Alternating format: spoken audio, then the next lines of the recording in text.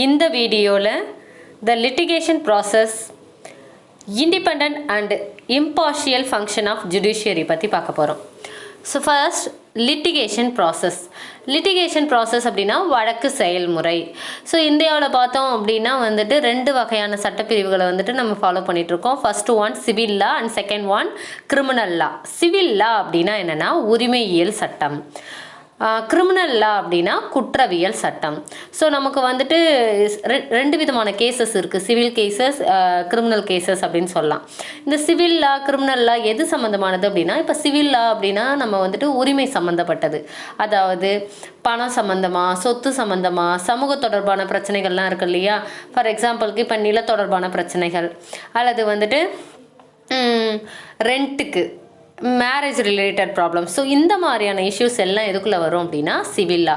So civil லாங்கிறது வந்துட்டு deals with disputes over money, property and social matters அப்படின்ட்டு நம்ம சொல்லலாம். ஸோ இப்போ இதில் வந்துட்டு என்ன பண்ணலாம் அப்படின்னா, ஃபஸ்ட்டு வந்துட்டு அந்த உரிமையியல் நீதிமன்றத்தில் என்ன பண்ணணும், அதாவது சிவில் கோர்ட்டில் வந்துட்டு பாதிக்கப்பட்டவர் வந்துட்டு ஒரு பெட்டிஷன் போடணும், ஓகேவா, ஒரு மனு தாக்கல் செய்யணும். ஸோ அவருடைய கோரிக்கைப்படி என்ன பண்ணுவாங்க அப்படின்னா பணம் செலுத்தும்படியான தண்டனைகள் வந்துட்டு வழங்கப்படும். ஸோ யார் மேலே அவர் வந்துட்டு கேஸ் கொடுக்குறாரோ அவங்களுடைய குற்றம் நிரூபிக்கப்பட்டுச்சு அப்படின்னா அவங்களுக்கு வந்துட்டு என்ன கொடுப்பாங்க, தண்டனை வந்துட்டு பண ரீதியாக வந்துட்டு கொடுப்பாங்க, ஃபைன் கட்ட சொல்லுவாங்க, அல்லது வேறு ஏதாவது ஒரு ரெம்யூனரேஷன் வருமானம் வந்துட்டு பெட்டிஷன். இப்போ வந்துட்டு ஹஸ்பண்ட் வந்துட்டு ஒய்ஃப்க்கு வந்துட்டு துரோகம் பண்ணுறாங்க, வேற ஒரு மேரேஜ் பண்ணிக்கிட்டாங்க அப்படின்னா இப்போ ஒய்ஃப் கேஸ் போடுறாங்க அப்படிங்கிறப்ப அந்த ஒய்ஃபுக்கு வந்துட்டு என்ன பண்ணுவாங்க, ஜீவனாம்சம் வந்துட்டு தருவாங்க, ஓகேவா. ஸோ இது பண ரீதியான விஷயங்களை வந்துட்டு என்ன பண்ணுவாங்கன்னா பெற்றுத்தரக்கூடிய லா. ஸோ சிவில் லா அப்படிங்கிறது வந்துட்டு it deals with dispute over money, property, social matters. எக்ஸாம்பிளுக்கு சொல்லணும்னா related to land, rent, marriage disputes இதெல்லாம் வந்துட்டு சொல்லலாம். ஸோ ஃபஸ்ட்டு வந்துட்டு அஃபெக்டட் பார்ட்டி என்ன பண்ணணும், பெட்டிஷனை வந்துட்டு கோர்ட்டில் வந்துட்டு ஃபைல் பண்ணிடணும். ஸோ அதுக்கப்புறம் வந்துட்டு அவங்க கிளைம் பண்ணுவாங்க, பெட்டிஷனர் வந்துட்டு என்ன பண்ணலாம், கிளைம் பண்ணலாம், ஓகேவா. நெக்ஸ்ட்டு கிரிமினல் லா. கிரிமினல் லா அப்படிங்கிறது வந்துட்டு அதாவது வந்து லா படி வந்துட்டு குற்றம்னு சில விஷயங்கள் இருக்கு இல்லையா, அதாவது திருட்டு, கொலை, கொள்ளை, பெண்களை வந்துட்டு துன்புறுத்துறது, இதெல்லாம் வந்துட்டு என்ன அப்படின்னா கிரிமினல் ஆக்டிவிட்டிஸ். ஸோ இந்த கிரிமினல் ஆக்டிவிட்டீஸோட டீல் பண்ணக்கூடிய லா தான் என்ன அப்படின்னா கிரிமினல் லா, ஓகேவா. Theft, murder, women harassment, so இதெல்லாம் வந்துட்டு எதுக்குள்ளே தான் வருது அப்படின்னா இந்த கிரிமினல் லாக்குள்ளே தான் வருது.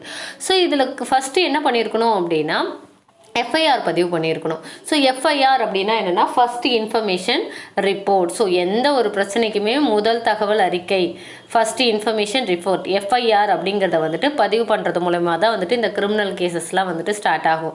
ஸோ அதன் பிறகு தான் வந்துட்டு என்ன பண்ணுவாங்க அப்படின்னா கேஸை வந்துட்டு கோர்ட்லேயே வந்துட்டு ஃபைல் பண்ணுவாங்க, ஓகேவா. ஸோ அதுக்கப்புறம் வந்துட்டு பனிஷ்மெண்ட்டு. ஸோ அந்த குற்றம் வந்துட்டு நிரூபிக்கப்பட்டுச்சு அப்படின்னா அதுக்கேற்ற மாதிரி வந்துட்டு பனிஷ்மெண்ட்டை வந்துட்டு ப்ரொவைட் பண்ணுவாங்க. அக்யூஸ்டை வந்துட்டு என்ன பண்ணுவாங்க அப்படின்னா ஜெயிலுக்கு அனுப்புவாங்க. ஸோ இதுதான் வந்துட்டு கிரிமினல் லா, ஓகேவா. ஸோ சிவில் லா அப்படிங்கிறது உரிமை சம்மந்தப்பட்டது, பணம், சொத்து, சமூகம், இது மாதிரியான ப்ராப்ளம்ஸ். குற்றவியல் அப்படிங்கிறது வந்துட்டு கிரிமினல், கொலை, கொள்ளை, திருட்டு, பெண்களை துன்புறுத்துதல், இது மாதிரி.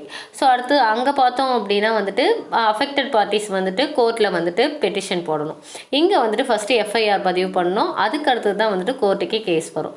நெக்ஸ்ட் அங்கே வந்துட்டு பெட்டிஷனருக்கு வந்துட்டு என்ன பண்ணுவாங்க, பணம் ஏதோ ரெம்யூனரேஷன் வந்துட்டு கொடுப்பாங்க, தண்டனையாக வந்துட்டு பணம் செலுத்தும்படியாக வந்து சொல்லுவாங்க.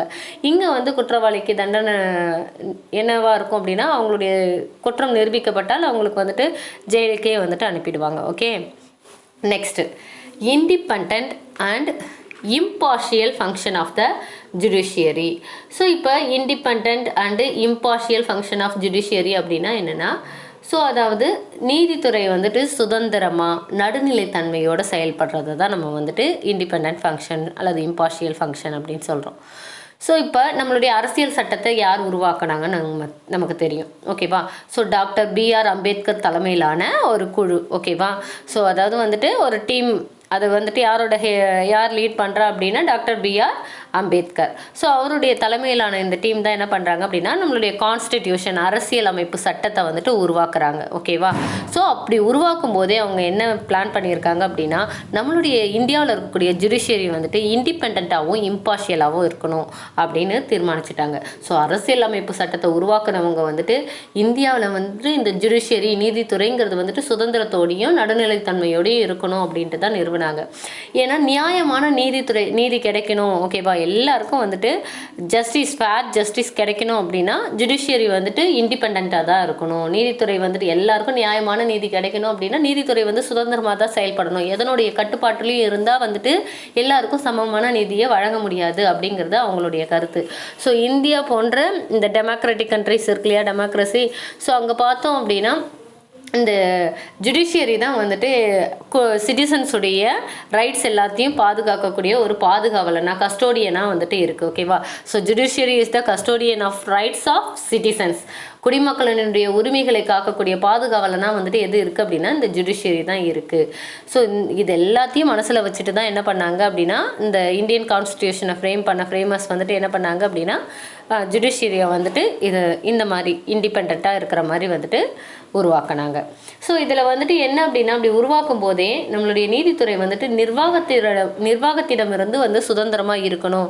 ஸோ நம்ம ஏற்கனவே 3+ சொல்லுவோம். என்னென்ன சொல்லியிருக்கோம், ஒரு டெமோக்ரஸி அப்படின்னா ஒரு மக்களாட்சி உள்ள ஒரு நாட்டில் பார்த்தோம் அப்படின்னா 3+ மெயினாக எது அப்படின்னா எக்ஸிக்யூட்டிவ் நிர்வாகம், அதுக்கடுத்தது லெஜிஸ்லேச்சர் சட்டமன்றம், அதுக்கடுத்தது பார்த்தோம் அப்படின்னா என்ன சொன்னோம், ஜுடிஷியரி நீதித்துறை அப்படின்னு சொல்கிறோம். ஸோ அப்போ இந்த ஜுடிஷியரிங்கிறது எக்ஸிக்யூட்டிவ்லேருந்து சுதந்திரமாக இருக்கணும். ஸோ நிர்வாகத்தினுடைய கட்டுப்பாட்டில் இருக்கக்கூடாது, சுதந்திரமாக செயல்படணும் அப்படின்ட்டு இருந்தது. அதனால தான் பார்த்தோம் அப்படின்னா இப்போ வந்துட்டு பிரைம் மினிஸ்டர் மேலே கூட கேஸ் போடலாம், அல்லது வந்து சீஃப் மினிஸ்டர் மேலே கூட கேஸ் இருக்கலாம். ஸோ அந்த எல்லா கேஸையுமே வந்துட்டு கோர்ட்டு தான் வந்துட்டு ஹேண்டில் பண்ணிகிட்டு இருக்குது, ஓகேவா. ஸோ அப்போ எக்ஸிக்யூட்டிவும் வந்துட்டு எக்ஸிக்யூட்டிவ் வந்துட்டு என்ன கண்ட்ரோல் பண்ண முடியாது, கோர்ட்டை வந்துட்டு கண்ட்ரோல் பண்ண முடியாது, ஓகேவா. ஸோ நிர்வாகத்துறை வந்துட்டு என்ன பண்ண முடியாது, நீதித்துறையை கண்ட்ரோல் பண்ண முடியாது. ஸோ நமது நீதித்துறை வந்துட்டு நிர்வாகத்திடமிருந்து வந்து எப்படி இருக்குது, எக்ஸிக்யூட்டிவ்லேருந்து பார்த்தோம் அப்படின்னா இது வந்து சுதந்திரமாக இருக்குது, ஓகேவா. அதே வேளையில் திறமை மிக்கதாகவும் இருக்கணும். எப்படி இருக்கணும், இண்டிபெண்ட்டாக இருக்கிறதோட மட்டும் இல்லாமல் நல்லா எஃபெக்டிவாக இருக்கணும் அப்படிங்கிறதும் வந்துட்டு ரொம்ப முக்கியமான கருத்து.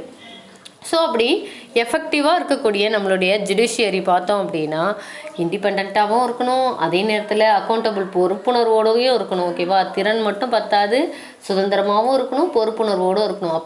நீதித்துறையினுடைய சுதந்திரங்கிறது வந்து நீதிபதி எந்த அளவுக்கு பாரபட்சம் இல்லாமல் எல்லாருக்கும் ஈக்குவலான மேனரில் அவருடைய அதாவது வெளிப்புறத்துலேருந்து யாரும் செல்வாக்கை பயன்படுத்தாத அளவுக்கு எப்படி சுதந்திரமாக வந்துட்டு தீர்ப்பு வழங்க முடியுதோ அதை பொறுத்து தான் வந்துட்டு நீதித்துறையுடைய சுதந்திரம்.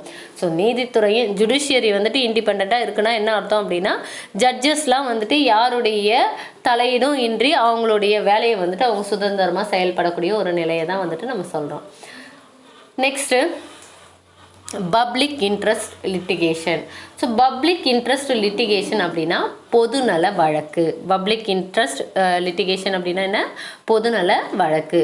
அதாவது பொதுநலனை பாதுகாக்கிறதுக்காக கோர்ட்டில் வந்துட்டு ஃபைல் பண்ணுறோம் அப்படின்னா, ஒரு கேஸை வந்துட்டு ஃபைல் பண்ணுறோம் அப்படின்னா அதுதான் வந்து public interest litigation, okay. So filed in a court of law for the protection of public interest. அதாவது பொது நலனை பாதுகாக்கிறதுக்காக ஒரு கேஸை வந்துட்டு தாக்கல் செய்கிறாங்கன்னு வச்சுக்கோங்களேன். அதுதான் என்ன அப்படின்னா PIL, public interest litigation. So supreme court தான் வந்துட்டு இந்த சிஸ்டத்தை ஃபஸ்ட்டு என்ன பண்ணாங்க அப்படின்னா அறிமுகப்படுத்தினாங்க. எந்த ஒரு தனிநபரும் என்ன பண்ணலாம் அப்படின்னா இது மாதிரியான தனக்கு வழக்கு தொடர்பான நீதிமன்றத்தை வந்துட்டு அனுமதிக்கலாம், எங்கே வேணாலும் வந்துட்டு அப்ரோச் பண்ணலாம், இது மாதிரியான பொதுநல கேஸ்க்காக வந்துட்டு என்ன பண்ணலாம், கோர்ட்டை வந்துட்டு அப்ரோச் பண்ணலாம் அப்படின்ட்டு சொல்லியிருந்தாங்க. ஸோ PILங்கிறது வந்துட்டு எதுக்காகலாம் மெயினாக வந்துட்டு ஃபைல் பண்ணுறாங்க, இந்த பொதுநல வழக்குங்கிறது எதுக்காக அப்படின்னா violation of basic human rights, அடிப்படை மனித உரிமைகளை மீறுதல், ரிலீஜியஸ் ரைட்ஸ் மத உரிமைகளை மீறுறது, சமய உரிமைகளை மீறுறது, பொல்யூஷனுக்கு காரணமாக இருக்கிறது, ரோட் சேஃப்டியை அஃபெக்ட் பண்ணுறது. ஸோ இது மாதிரியான பொது நலத்தை பாதிக்கக்கூடிய எந்த ஒரு வழக்கு வேணாலும் என்ன பண்ணலாம் அப்படின்னா இந்த PIL மூலமா வந்துட்டு ஃபைல் பண்ண முடியும், ஓகேவா. அதாவது வந்துட்டு சொசைட்டியை பாதிக்கக்கூடிய எந்த ஒரு செயலாகட்டும், ஓகேவா. ஸோ பொல்யூஷனு, ரோட் சேஃப்டி இதெல்லாம் வந்துட்டு நம்மளுடைய சமுதாயத்தை அதிக அளவில் பாதிக்குது. ஸோ இதெல்லாம் வந்துட்டு என்ன பண்ணலாம், பொதுநல வழக்காக வந்துட்டு ஃபைல் பண்ண முடியும். ஸோ இதை வந்துட்டு ஃபஸ்ட்டு என்ன பண்ணோம் அப்படின்னா என்ன விஷயம், ஸோ இந்த இடம் வந்துட்டு இது மாதிரி பொல்யூஷனால் மாசுபடுது, நிறைய பேர் வந்துட்டு இங்கே வந்துட்டு கிராக்கர்ஸ் யூஸ் பண்ணுறாங்க, வெடிமருந்து யூஸ் பண்ணுறாங்க. ஸோ தீபாவளிக்கு வந்துட்டு இது மாதிரி பொல்யூஷன் அக்கர் ஆகுது. இது மாதிரியான விஷயங்களை வந்துட்டு கேஸாக வந்து ஃபஸ்ட்டு என்ன பண்ணணும் அப்படின்னா ரிட்டன் பண்ணிக்கணும். ரிட்டன் லெட்டரில் வந்துட்டு என்ன பண்ணணும், எழுதணும். ஓகேவா? ஸோ எழுதப்பட்ட புகாராக வந்துட்டு இந்த வழக்கை வந்துட்டு ஃபஸ்ட்டு பதிவு செய்யணும். அதுக்கப்புறம் வந்துட்டு இந்த மாதிரியான விஷயங்கள் ஃபஸ்ட்டு அதான் ரிட்டன் லெட்டர் மூலயமா வந்துட்டு இது ஸ்டார்ட் ஆகுது. ஸோ இந்த கான்செப்ட் வந்துட்டு இந்தியாவில் தான் இருக்குது. ஸோ இது ஒரு யூனிக்கான கான்செப்ட். ஓகேவா? பப்ளிக் இன்ட்ரெஸ்ட் லிட்டிகேஷன், பொதுநல வழக்கு, பொதுமக்களுடைய நலனை வந்துட்டு பாதுகாப்பதுக்கான ஒரு வழக்கை வந்துட்டு யார் வேணாலும் ஃபைல் பண்ணலாம். அது வந்துட்டு இது மாதிரி சமுதாயம் சார்ந்த வழக்காக வந்துட்டு இருக்குது. Okay, next.